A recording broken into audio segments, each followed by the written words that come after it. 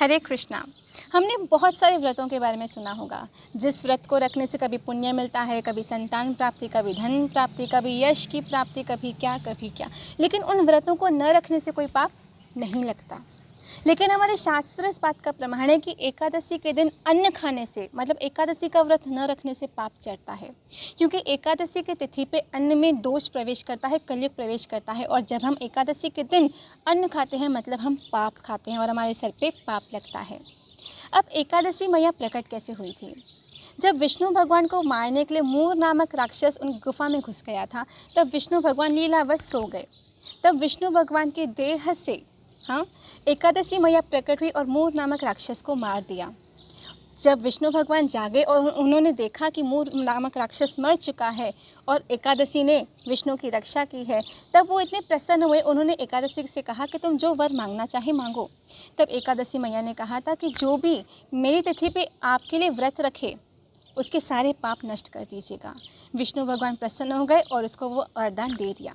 इसके लिए एकादशी का व्रत रखने से हमारे सारे पाप धुल जाते हैं। और एकादशी कृष्ण की प्रियासी है, कृष्ण का सबसे प्रिय तिथि है। हमारे गौड़ीय वैष्णव परंपरा में ये मान्यता है कि एकादशी का व्रत साक्षात राधा रानी भी रखती है। श्रीमती राधे, जय राधे जय राधे।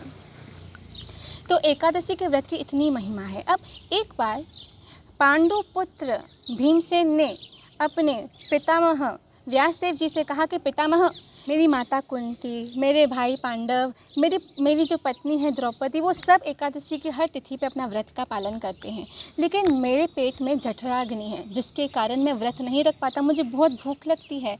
तो वो तो हर एकादशी की हर तिथि पे व्रत रखते हैं, लेकिन मैं नहीं रख पाता, तो मुझे मतलब भगवान के धाम की प्राप्ति नहीं होगी। आप कृपा करके कुछ ऐसा उपाय बताएं कि मेरा व्रत भी न रखना पड़े और मुझे भगवान के धाम की प्राप्ति भी हो जाए। तब वेदव्यास मुनि ने भीमसेन जी से कहा कि पुत्र, हर जीव को एकादशी की दोनों तिथियों पर व्रत का पालन करना चाहिए। एक महीने में 2 एकादशी आती है और दोनों ही एकादशी हर जीव को रखनी ही चाहिए। पर फिर भी भीमसेन ने कहा कि मुझसे व्रत का पालन नहीं होता। तब वेदव्यास मुनि ने कहा कि इसके लिए जो निर्जला एकादशी आती है साल में एक बार, उस दिन निराहार निर्जल रहकर जो व्रत करते हैं और भगवान का कीर्तन करते हैं, शास्त्र अध्ययन करते हैं, भगवान का नाम जप करते हैं, कृष्ण भावना में ही अपना दिन बिताते हैं और पूरा दिन निराहार निर्जल रहते हैं, उनके सारे पाप नष्ट हो जाते हैं।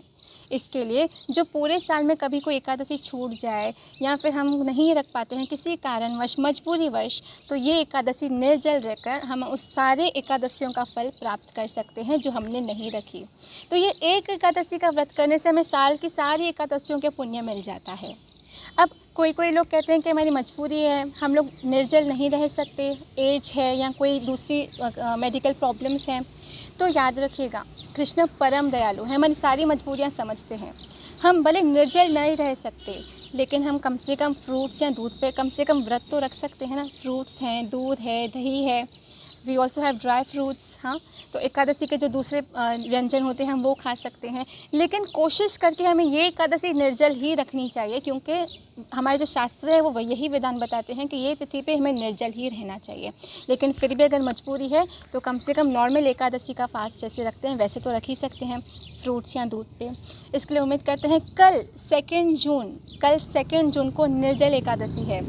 हम उम्मीद करते हैं कि सब इस व्रत का पालन करें और हमारे जन्म सफल हो। जितना हो सके इस दिन भगवद गीता का अध्ययन करें, हम लोग भजन करें, हरिनाम संकीर्तन करें, जितनी हो सके अपनी माला करें।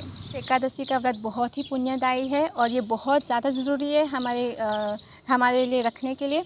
इसके लिए आई होप कि हम सभी व्रत रखें और हमारा जन्म सफल हो, कृष्ण हमसे खुश हो जाए। हमारे कोई भी व्रत का इंटेंशन ये होना चाहिए कि कृष्ण हमसे खुश हो, बाकी कुछ मिले ना मिले वो तो हरि की इच्छा, लेकिन हम लोगों को कृष्ण की खुशी के लिए ये व्रत ज़रूर रखना चाहिए।